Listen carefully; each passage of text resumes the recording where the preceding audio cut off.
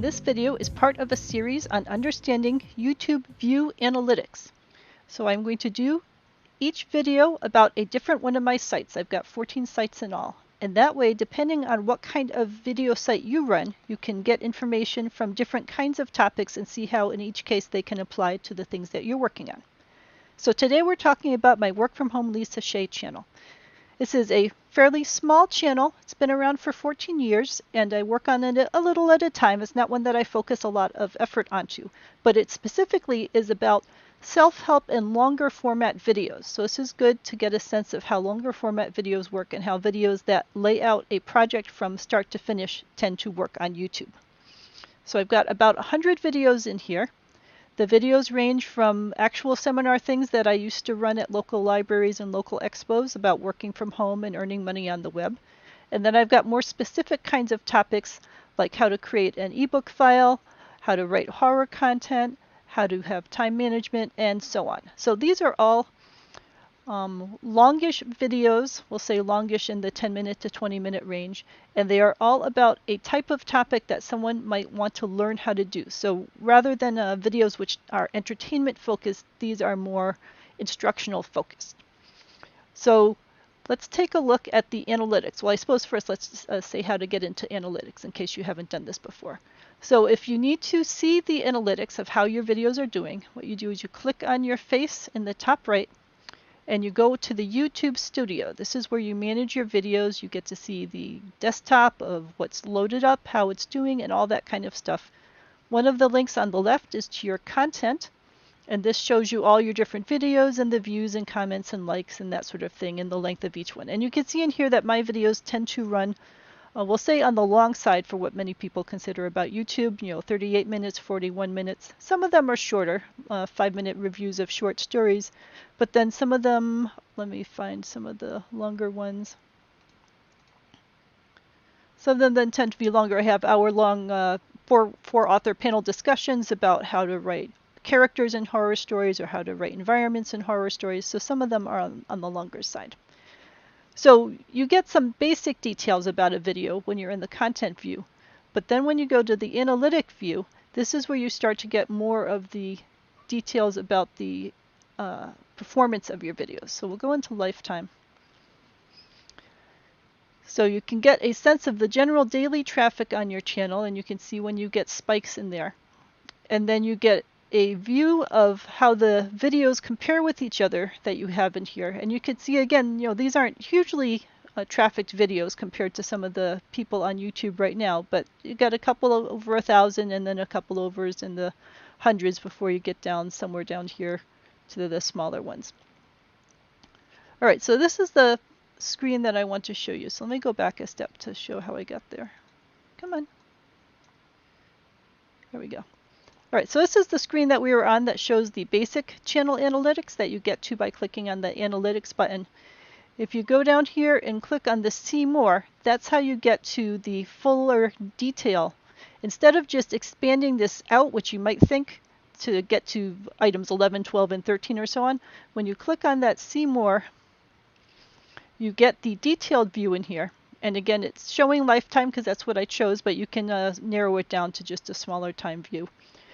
And you could sort it by different things, geography, you can change the different view information. So I've got another version of this over here that I've added some more fields to make it a little easier to read. So when I look at this, I like to look at the total number of views because that's interesting in there. And then the average percentage viewed and the average view duration, which gives you a sense of how far through it they got before they stopped watching. Now, I've taken statistics classes, and it can be really skewy to look at these numbers and to think if it says average percentage viewed 25%, that it means a whole bunch of people saw 25% of it and then stopped watching. But that's not how statistics work.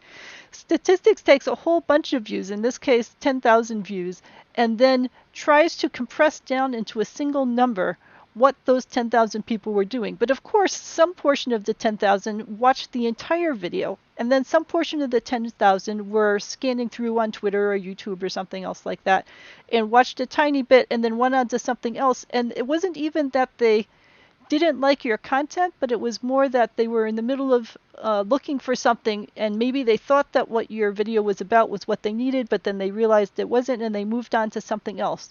So you can't really make judgments about yourself based on this average percentage viewed. It really means nothing at all in a grand sense.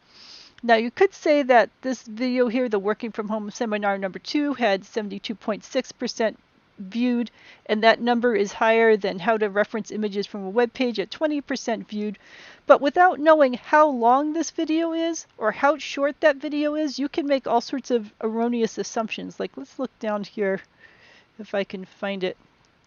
All right, Game of Thrones season finale has a plastic bottle problem. This was a silly one that I tossed up because I was watching Game of Thrones, and there was a plastic bottle in the middle of a scene. So I tossed it up. It's like an 8-second video. See, it does actually say it in there. So it was 8 seconds that I put up, and I have 112% view rate. So people were watching this over and over and rewinding and stuff, but it's only 8 seconds long. So having 112% view rate for an 8-second video, I mean, there's not even enough time for someone to go reaching for the cancel button to go back to something else. So you need to take those kinds of, and the average view duration is 8 seconds. So people were in general watching the whole video because, again, the chance of them even reaching for the pause button before 8 seconds had passed is slim to none. So you can use numbers like this as a super basic starting point, but they can't really tell you the kind of information that you need to find out. So if we look at the work from home seminar item number 1, it's 9 minutes and 58 seconds. So it's nearly 10 minutes long. The average view duration is 4 minutes and 27 seconds. But again, that does not mean that the average person watched half of it and then stopped. That means that a portion of people started watching it and decided it wasn't what they were looking for. And then another portion of people watched it all the way through. And undoubtedly, there's some mixing in the middle of people who watched it a portion of the way and got partway through it and then decided that they were busy with something else, or it wasn't showing them what they wanted to see, or all those other kinds of things. So if we take a look at the videos on this site based on the number of views, again, remember, the number of views is the number of people who tracked down the video and started watching it and said, this could be what I'm looking for. So a lot of people started looking at the work from home seminar, and then a lot of people went on to the work from home seminar number 2, and then 3, 4, and 5, and so on. So you could say that a lot of people started with one. A portion of them decided it wasn't what they were interested in, which is completely fine. That's true for books and albums and anything else that you can put out there. But a portion of people did decide that they liked number 1 and they went on to number 2. So that's the kind of information you're looking for. Are you getting people who find one of your items of content and is it related to other types of content on your site? And did they keep reading the other related content? That's a good sign. The Mobi and EPUB, these are ebook formats. I made a video about using Affinity Publisher to create EPUB and Mobi files. And that one is also very popular. And people who do that video, the similar topic on making Mobi files with Calibre and Sigil, which I recommend doing in the Affinity Publisher, is also very popular.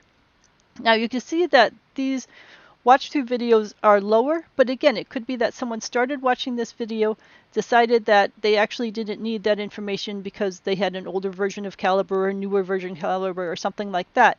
So the real question is how many people watched it through to the end rather than trying to take a look at these percentage viewed values, which are far less helpful. All right, so we're going to go back to my channel. And we're going to go into the studio. And let's just take a look at the generating the EPUBs. All right, so, here, sorry. So when you're in your channel content list, so again, we're in the YouTube studio. We're in the channel content list, and we're looking just at the list of videos. This is the basic way that you view your video list. When you point to one of your videos in here, one of your options, you have the option to edit it, so you can make changes to it if you want to change the title or so on. But one of your options in here is to look at the analytics just for this video. So this will tell you the kind of traffic you get, and you can see that in general I'm getting more traffic as time goes on, which is a pretty normal thing to have happen. And we'll look at the watch time. And the watch time also is climbing at a nice steady rate for it. So this will get you information about the number of views that you've got and the type of watch time that you're getting. So you can see if this starts to flatten out or something, that maybe you want to go in and tweak the title or tweak the tags. You know, if it's something like Black Panther 2 content, that's the kind of thing that will spike for a while and then will drop. So that kind of traffic change is normal. But if it's something generically helpful or generically fun, you want it to keep climbing, and it should keep climbing fairly steadily. So if you have a problem with it climbing, and maybe you think that you've gotten more competition in the area, that's when you look into the titles that you're using, the keywords that you're using, and so on. So we've got reach in here, which is the number of people who are seeing information about it. See, the people are getting lots of information from search or suggested videos. Google search is doing well for this one, and the suggested videos again. All right, engagement. So again, the watch time, the likes versus dislikes. So this down here is where you start to think about when people drop off. So this is saying that about half of the viewers after 30 seconds were still watching it. There's always going to be a drop off if you are getting traffic from searches or other things versus if you have like a daily dose of internet thing where people are going to come back and they know they're going to watch the entire thing because they've already built a relationship with you. If you're getting traffic from searches or Twitter or Facebook or Instagram or all those other kinds of things, there's always going to be a portion of people who come in not sure of what the content is offering and not sure if it's going to be what they need or not. So you are always going to have drop off in this beginning part as people start watching and then say, oh, it's not quite what I needed. This is a different version of the software. This is a different style than I really want. So that drop off is all right. And then as you go through, there's always going to be drop off because people's connections will die or people get distracted or dinner's ready or all that kind of stuff. So what you care about is when you get into the meat of it, how many people are still watching. And a 10 to 20% range is quite normal and fine for most videos, especially when they're half an hour long. I mean, people just generally don't tend to watch videos that are that long unless they are really interested, and that's where you get down to this 10 to 20% range of people who have lasted the full 30 minutes because they need all of that content. So here, let's go back again. Let's find the short one, which is down here somewhere. That might even be on page 2. Here we go. Game of Thrones. All right, let's look at the analytics at the Game of Thrones thing. So this spiked right away and then pretty much stopped there because people just don't care about Game of Thrones anymore. It was really exciting for the first day or two because everyone was looking for that sort of stuff.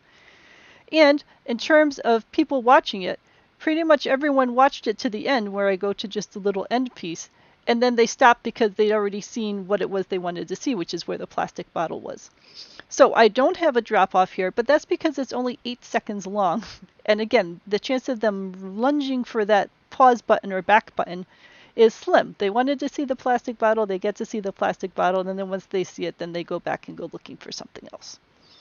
So for short videos, and this is why a lot of people do short videos, and is why they have the popularity of TikTok and YouTube Shorts and everything else now. A short video almost guarantees that someone's going to last through the whole video and get a full experience versus a long video, like some of mine in here that are over an hour long when I was talking to Tom Holliday. Let's take a look at the analytics for that. So the traffic slowly climbs for that, and then the traffic drops to about a third of the people after 5 minutes in have decided that this conversation with Tom is something that they're interested in. But after that, if someone's at that point decided they want to hear what Tom has to say, Then they last about a half an hour, 40 minutes, and then at some point, some people have just lost their energy and gone on to other things. But, people keep watching it, and 21% of the people keep going to the end. So this is a case where it's clear that it's about a specific topic. It's a long talk with a horror author who is a pretty well-known author. People who start this process and see that it's an hour-long video, try it for a little bit and see if this is a discussion they're interested in. We lose a bunch of people who say, all right, this is just not an author I want to listen to for whatever reason. And then it holds pretty steady because the people who are now settling in are settling in with a glass of wine or a mug of tea or something, and they're maybe watching this on their TV. And they're thinking of it as a TV show. And they're watching the TV show until it gets towards the end. So let's take a look at another author interview, Andrew Boylan. All right, so this is a author interview, and this case we got like 18% of people. So a bit less people that were interested in the Tom Holliday video are interested in the Andrew Boylan video for whatever reason. It could be the topics we were talking about or whatever. But once we get in and settle in, then we settle into that group of people that are watching the video and either enjoying it or at some point around 20 minutes, we lose a couple of people, and then the rest of the people just watch it through. So a lot of this is expectation setting and people knowing what they're getting. So with these author videos, when they're long, people know when they see an hour, it's 57 minutes, but it's an hour talk with Andrew Boylan. They know that they're going to get an hour-long talk with an author, and once they've decided that they like or don't like this discussion type, they're going to hang in there and watch it all. Where's the Amontillado one? Well, it might be on the previous page. And the same thing for these seminars, I will say. Here, let's take a look at the Working from Home 1 seminar. So if someone's settling in to watch one of these videos, they know it's a 10-minute video. And in this case, they slide off a little bit, but then they pretty much settle in. Someone who's in here watching it, they say, all right, well, I want to see the rest of what she has to say. It's 10 minutes, and I've made a commitment to hang out here for 10 minutes and hear the story that she's got. So for a seminar or an interview kind of situation, you're always going to have drop-off at the beginning as people decide whether this is or is not what they are interested in. But then it should hold pretty steady. If it's something super short, they're probably just going to watch the entire thing if it's a topic that they're interested in because it goes by so quickly. And then if we go back to the previous page, for the kinds of how-to situations, which is different from we'll call it a lecture or an interview kind of situation. This is the Kindle Vella, which is how to use Kindle Vella.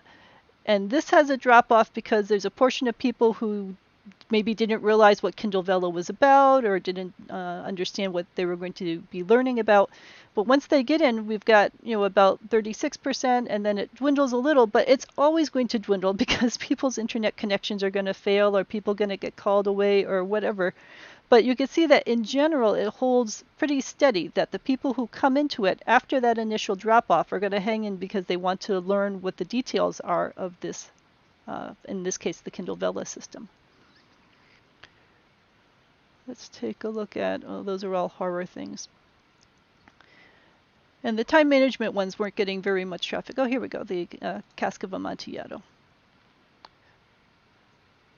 So this is one that has a fairly low but steady traffic. And this is an area that has a lot of competition. There's a lot of people doing understanding analyses. So someone who's going through these is probably looking after video. They're clicking and clicking and determining, all right, I like this person's tone of voice or whatever, or I like this other person's way that they're analyzing it. So it makes sense in this kind of a situation that you'll get a lot of people trying it and then either staying or leaving. And you can't you can't take any of this personally because people have lots of options, and maybe some people like to listen to a male voice or some people like to listen to a female voice. There's just all sorts of different reasons that people stay or do not stay in a particular situation. Your aim is to get as many viewers as humanly possible so that the portion that do stay ends up being a high portion. But you are pretty much never going to get a straight 100% except for super short videos like that Game of Thrones video that I had, which stayed higher than 100% because it was a interesting short topic, but then once Game of Thrones ended, it stopped being a trafficked video. So it's all a balance between these different kinds of things. All right, so the two main ways to get to the analytics for your videos. One is through the content area, which is what we're in right now, and clicking on the analytics next to something. The second one is going to the actual analytic tab and going to more, and that's where you get these more detailed graphs. This spike here is the, I can't actually click on it clearly, but that spike there is the Game of Thrones video. I'm pretty sure that was, what was it over here with this one? One of these spikes is the Game of Thrones video when it went live. But in general, you should be able to scan and get a sense of which videos are doing well, but do not make any judgments at all based on these average percentage views. Those mean absolutely nothing. And the best that you can do is get a sense of which videos tend to get low traffic, which are, my little summaries of horror short stories, because someone would have to be interested in that particular horror short story to care about it, and which kind tend to get higher traffic, which would be my generic work from home seminars, how to make Affinity Publisher EPUBs, or those kinds of things in this particular case. So let me know if you have any questions about, in general, how to look through your videos, how to get a sense of which videos are ones to examine more closely, and then how to get details on those videos to see, when you've got spikes in traffic, to figure out where you've got the spikes in traffic. All of this comes down to, though, the concept that you need to market videos. You can never rely just on YouTube to be able to make your videos work for you. You want to market, you want to do promotions on Twitter and Facebook and Instagram and TikTok and everywhere else so that as many people as possible learn about your videos. You want to optimize the titles, you want to optimize the descriptions, optimize the title image, optimize the keywords that you use in there with actual hashtags, and all of those things help to drive as many eyeballs in as possible, which then guarantees that the most interested eyeballs as possible will get to it. And we can cover all of that in other videos. But the general sense in here is to see the types of percentage views and watch times that you can get with a site which is not a huge site, but is a site which continues to get traffic pretty much on its own without any extra help. All right, let me know if you have any questions about this. I am happy to help. And let me know if you have any things you want me to cover in particular. Like I said, I have 14 different channels, all different types. So hopefully through the series of these, you'll get a sense of what they're all like and what tends to work best and not work for different types of topic areas. Have a wonderful week.